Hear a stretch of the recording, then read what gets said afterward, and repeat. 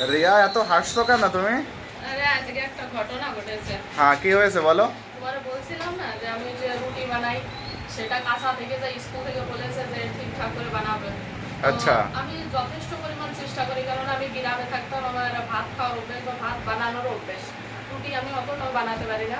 তো আজকে একটা স্যার, একটা ম্যাডাম এসেছে, বলছে দেখি তুমি কিরকম রুটি বানিয়ে নিয়ে এসছো। এবার দেখে বলছে এ তো কাঁচা রয়েছে, তোমাকে বলেছিলাম না যে এরকম এরকম ভাবে বানাবে। তো বলছে হ্যাঁ আমি এরকম এরকম ভাবেই বানিয়েছি, কিন্তু হয়নি, কাঁচা থেকে গেছে। তা বলছে যে কোনো ব্যাপার না, তোমরা যখন ভাত খাও তো তোমরা ভাতই দিয়ে যাও স্কুলে। তা এবার আর যে স্যারটা ছিল, স্যার বলছে যে তোমার বাড়ি কোথায়? তখন বলছি এখানে মন্দির, আমার ঘরের সাইডে একটা মন্দির আছে, মন্দিরের সাইডে আমার বাড়ি। তা বলছে ঠিক আছে, আমি কোনোদিন ম্যাডাম রে বা আমি যে তোমার রুটি বানিয়ে আসে। আচ্ছা, চলো, স্যারদের ইনভাইট তো করে এসছো। হ্যাঁ, কি রকম বানাবে আমি দেখিয়ে দেবো তোমাকে। আচ্ছা। তাই বললো। বলছে ঠিক আছে, আমি তোমার ঘরে কোনোদিন আসবো।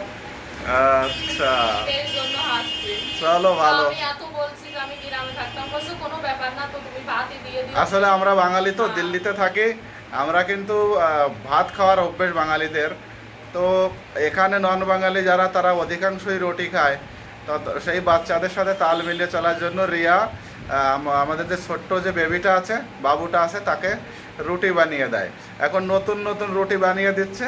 তো এদের মতো হয় না, তো স্যারে বলছে যে ঠিক আছে, তোমাকে রুটি আমরা ঘরে গিয়ে বানিয়ে রেখে আসবো। বলছে কি তুমি যদি রুটি বানাতে না পারো, রুটি একটু সেকে ওর পরে একটু তেল ভাত এসে ঘি দিয়ে পরোটা বানিয়ে দিও। আচ্ছা, এর জন্য তুমি বলছে আসছো। যদি না পারো তো আমি আসবো, এসে তোমাকে শিখাই দেবো, ঘরের অ্যাড্রেসও নিয়ে দিচ্ছে, বলছে আমি তোমাকে এসে শিখাই দেবো।